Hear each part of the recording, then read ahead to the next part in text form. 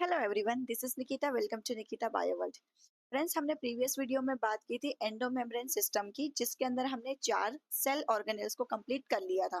वो चार cell organelles कौन से थे? जिनका फंक्शन आपस में कोऑर्डिनेटेड होता है, जो आपस में मिल करके काम करते हैं, यानी कि endoplasmic reticulum, Golgi body, lysosome, suicidal bag of the cell, Golgi body, traffic police of the cell and vacuole. इन चारों को हमने कंप्लीट कर लिया था। आज हम बात करने वाले हैं कुछ double membrane bound cell organelles की, यानी कि माइटोकॉन्ड्रिया एंड प्लास्टिड की। ये आपने प्रीवियस वीडियो में देख लिया होगा एंडोमेम्ब्रेन सिस्टम।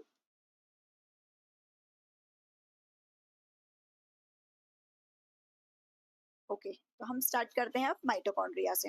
माइटोकॉन्ड्रिया, जिसको हिंदी में कहा जाता है सूत्रकणिका। सबसे पहले अगर हम बात करें माइटोकॉन्ड्रिया की डिस्कवरी किसने की है, तो साइंटिस्ट में आपको नाम इनका याद रखना है, कॉलिकर। कोलिकर साहब ने क्या किया है, माइटोकॉन्ड्रिया की डिस्कवरी की है इन 1857।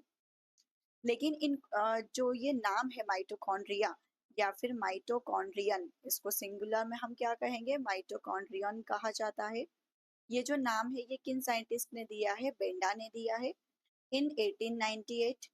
ईयर भी इंपॉर्टेंट है, तो आप यहाँ पर याद रखेंगे इनको। बेंडा ने दिया है 1898 में नेम। अगर बात करें इस माइटोकॉन्ड्रिया का शेप कैसा दिखाई देता है, तो ये बेलनाकार होता है, यानी कि सिलेंड्रिकल शेप्ड होता है। ये सिलेंडर शेप्ड या सिलेंड्रिकल शेप्ड का शेप होता है इसका।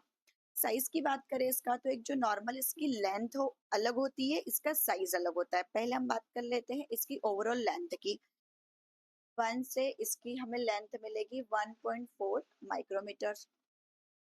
और ओवरऑल इसके डायमीटर की बात करें, कंप्लीट इसके साइज की बात करें, तो एवरेज ये मिलता है हमें 0.5 माइक्रोमीटर, यानी कि ये वेरी करता है 0.2 से लेकर के हमें मिलेगा ये 1 माइक्रोमीटर तक। तो हम एवरेज कितना मान लेते हैं, 0.5 माइक्रोमीटर।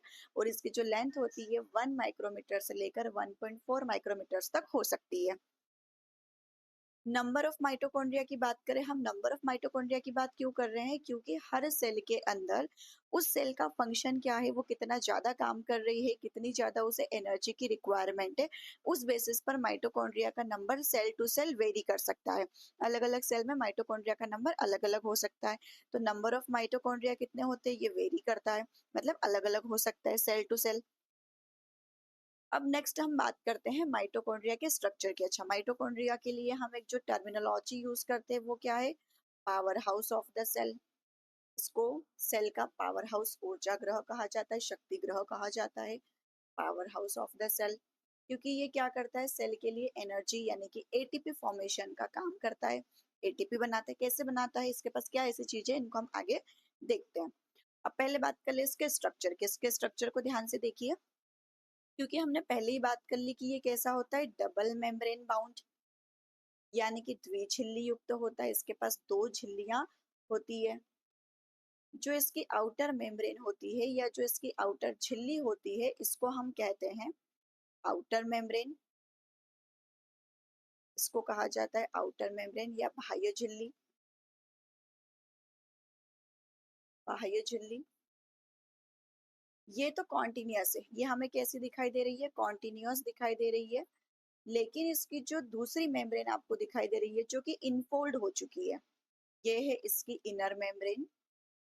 और ये कैसी हो चुकी है, इनफोल्डिंग्स बना ली है इसने। ये डिसकॉन्टिन्यूअस नहीं होती है, कैसी होती है, इससे आपको दिखाई दे रहा होगा कुछ फोल्डिंग्स बना ली है, फिंगर लाइक प्रोजेक्शंस, उंगली नुमा जो आकृति आपको दिखाई दे रही है, इनको हम कहते हैं, उंगली नुमा आकृति को हम कहते हैं क्रिस्टे या क्रिस्टी कहते हैं इसे। इनका बहुत इंपॉर्टेंट रोल होता है, आगे हम इसको समझेंगे। ये हो गया क्रिस्टे। अब ये जो मेम्ब्रेन है, इंटरनल मेम्ब्रेन, जो इसकी इनर मेम्ब्रेन जिसको हम कह रहे हैं, आंतरिक झिल्ली जिसे हम कह रहे हैं, ये झिल्ली क्या कर रही है, इस पूरे माइटोकॉन्ड्रिया को दो भागों में विभाजित कर रही है, टू पार्ट्स में डिवाइड कर रही है। एक ये वाला पोर्शन देखिए, ये वाला पोर्शन, यहाँ से एक ये इनर मेम्ब्रेन है और यहाँ ये आउटर मेम्ब्रेन है। इनर मेम्ब्रेन और आउटर मेम्ब्रेन के बीच का ये जो स्पेस होता है, इसे हम कहते हैं इंटर मेम्ब्रेनल या inter membrane space. Inter membrane space यानी कि दो झिल्लियों के बीच का जो स्पेस है, गैप है। इस इनर मेम्ब्रेन के अंदर ये जो सराउंडिंग पूरी आपको दिखाई दे रही है, जहां पर कोई फ्लूइड प्रेजेंट होता है, इस फ्लूइड को हम कहते हैं मैट्रिक्स। जैसे साइटोप्लाज्मा हम किसे कहते हैं, हमारी जो नॉर्मल सेल होती है उसके अंदर जो फ्लूइड प्रेजेंट होता है उसको हम साइटोप्लाज्मा कह देते हैं। यहीं अगर हम न्यूरॉन की बात करें तो न्यूरॉन के अंदर जो फ्लूइड भरा हुआ रहता है उसको हम न्यूरोप्लाज्मा कह देते हैं। न्यूक्लियस के अंदर जो लिक्विड भरा होता है उसको हम न्यूक्लियोप्लाज्मा कह देते हैं।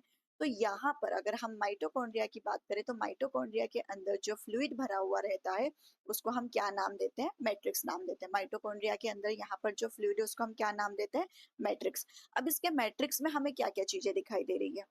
इस माइटोकॉन्ड्रिया का खुद का अपना single stranded double stranded single circular, इसके पास क्या प्रेजेंट होता है, double stranded single circular DNA present होता है, खुद का जेनेटिक मटेरियल होता है।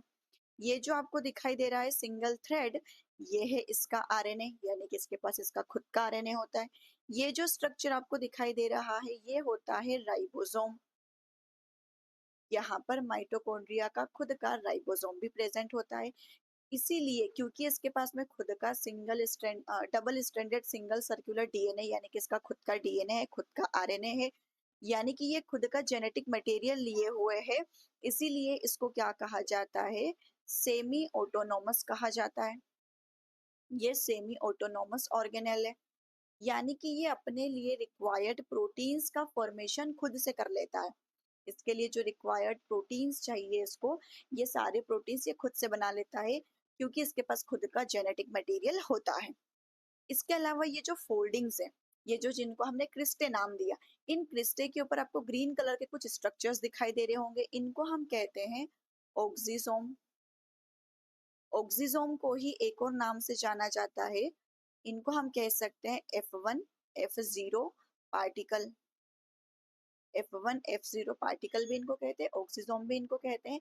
इस ऑक्सीसोम का काम क्या होता है, इसके पास होते हैं कुछ enzymes present.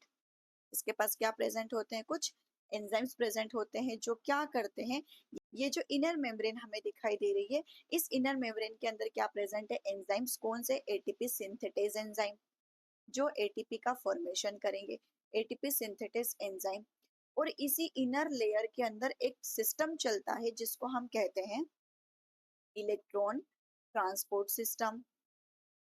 Electron transport system यानी कि ईटीएस, या इलेक्ट्रॉन ट्रांसपोर्ट चेन भी कह देते हैं।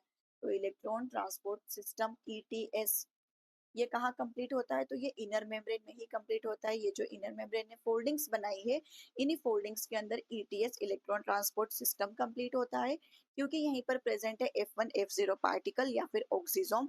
इनके पास क्या प्रेजेंट होते हैं, एंजाइम्स प्रेजेंट होते हैं जो एटीपी फॉर्मेशन कर सकते हैं।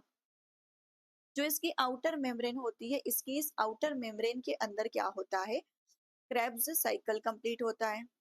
क्रेब्स साइकिल, क्रेब्स चक्र जिसको हम कहते हैं, क्रेब्स साइकिल, ईटीएस साइकिल और ग्लाइकोलिसिस, ये तीनों ही रेस्पिरेशन के लिए रिस्पॉन्सिबल होते हैं। मतलब इन तीनों स्टेप्स के कारण, इन तीनों चक्रों के कारण, तीनों साइकिल्स के कारण ही ओवरऑल रेस्पिरेशन होता है। तो जो हमने ग्लाइकोलिसिस की बात की वो साइटोप्लाज्मा में कंप्लीट हो जाता है, क्रेब्स साइकिल आउटर मेम्ब्रेन में कंप्लीट होता है, ईटीएस साइकिल इनर मेम्ब्रेन में कंप्लीट होता है। इनर मेम्ब्रेन में साइटोक्रोम नाम के कुछ एंजाइम्स भी प्रेजेंट होते हैं, साइटोक्रोम एंजाइम्स भी प्रेजेंट होते हैं, और एटीपी सिंथेटेज एंजाइम्स भी प्रेजेंट होते हैं जो एटीपी सिंथेसिस करते हैं। इसीलिए हम इस माइटोकॉन्ड्रिया को क्या कहते हैं, power house of the cell कहते हैं, क्योंकि ये एनर्जी फॉर्मेशन का काम कर रहा है। अब यहाँ पर आपको एक और चीज याद रखनी है, इस सिस्टम से रिलेटेड, माइटोकॉन्ड्रिया से रिलेटेड कुछ बातें हैं।